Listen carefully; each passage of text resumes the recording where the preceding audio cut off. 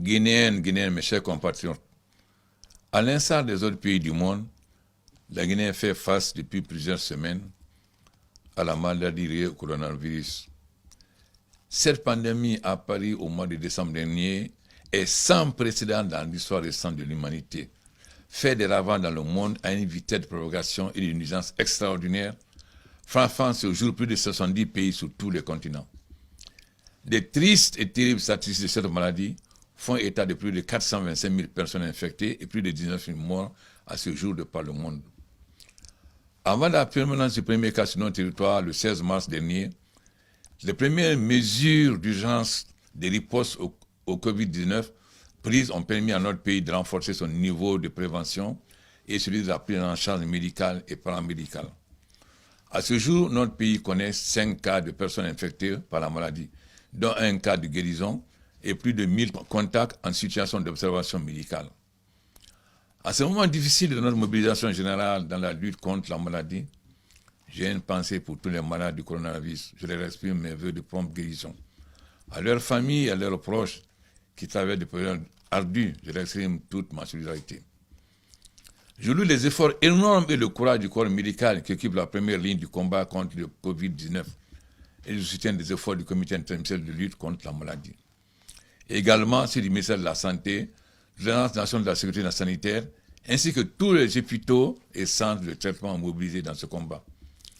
Je salue également les actions de nos forces de défense et de sécurité qui accompagnent au quotidien toutes les mesures de prévention établies à cet effet.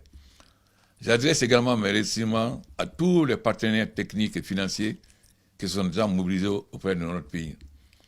En attendant un vaccin efficace, la prévention est la meilleure arme de combat à notre disposition.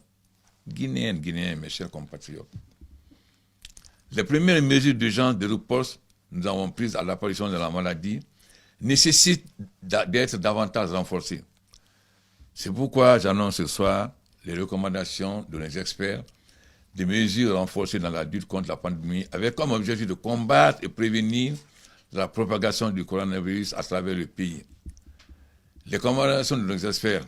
1. L'état d'urgence est déclaré sur toute l'étendue du territoire national à partir de ce soir à 0 heure précise pour une durée d'un mois reconductible conformément aux dispositions constitutionnelles.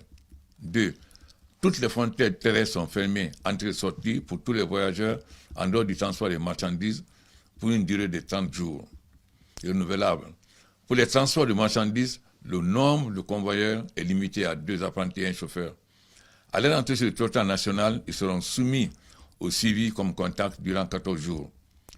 Le suivi peut se poursuivre en Guinée ou dans le pays de provenance sous la coordination des autorités des deux pays. Les transports en commun de la ville de Conakry seront soumis à une limitation de passagers, 3 passagers par voiture, 1 par moto et 7 à 10 par minibus. En ce qui concerne les lieux publics, tous les établissements d'enseignement préscolaire, primaire, secondaire, professionnel et universitaire seront fermés pour une durée de 14 jours, non renouvelables si nécessaire. Tous les bars, salles de jeux, de spectacles, de cinéma et autres lieux de rassemblement seront fermés pour une durée de 14 jours, renouvelables. L'accès aux lieux publics et privés, marchés, restaurants, banques, etc., se fera sous condition du respect des gestes barrières sanitaires, installation de kits de lavage de mains, distanciation de 2 mètres, etc. Tous les rassemblements sont limités à 20 personnes. Toutes les conférences internationales prévues en Guinée sont suspendues ou différées jusqu'à nouvel ordre. Les ateliers de formation réalisés à l'intérieur du pays ne doivent pas avoir plus de 20 participants maximum et seront organisés dans des conditions pouvant respecter la distanciation physique entre les participants et le respect des mesures barrières sanitaires. Toute exception à cette décision nécessiteront l'accord préalable du ministère de la Santé. Toutes les compétitions sportives et événements culturels sont interdits. Tous les voyages non essentiels ont été confirmés, plus de 50 malades du Covid-19 seront reportés. Les lieux de culte, mosquées et églises sont fermés pour une durée de 14 jours, renouvelables. Les cérémonies religieuses ou retraites islamiques sont interdites. Le non-respect de ces mesures peut être suivi de dispositions disciplinaires. Mesures générales. Les institutions républicaines, les départements ministériels, les administrateurs territoriaux et les élus locaux sont chargés de veiller au respect des gestes barrières, installation d'équipes de lavage des mains, distanciation de 1 mètre au moins. Dans chaque localité, les autorités administratives compétentes et les forces de l'ordre sont invités à faire appliquer de manière rigoureuse les mesures édictées. En fonction de l'évolution de la lutte contre la maladie, de nouvelles mesures pourront être mises en place prochainement. J'exhorte particulièrement tous les acteurs concernés à approvisionner en quantité suffisante tous les pays en produits médicaux et pharmaceutiques, ainsi qu'en kits sanitaires de prévention de la maladie. Préoccupé par la situation de l'économie nationale en raison du lourd tribut que lui fait payer la crise sanitaire, j'ai instruit le Premier ministre de me proposer un plan de riposte économique susceptible de suivre notre économie et aider le secteur privé à absorber les chocs induits par le ralentissement prévu de l'activité économique. Les partenaires internationaux de la Guinée, le secteur privé ainsi que toutes les bonnes volontés pourront contribuer au financement de ce programme. Le ministère de la Santé vous transmettra dans les prochains jours toutes les informations utiles de prévention et sur les lieux où devront se rendre tous ceux qui présentent les symptômes de la maladie.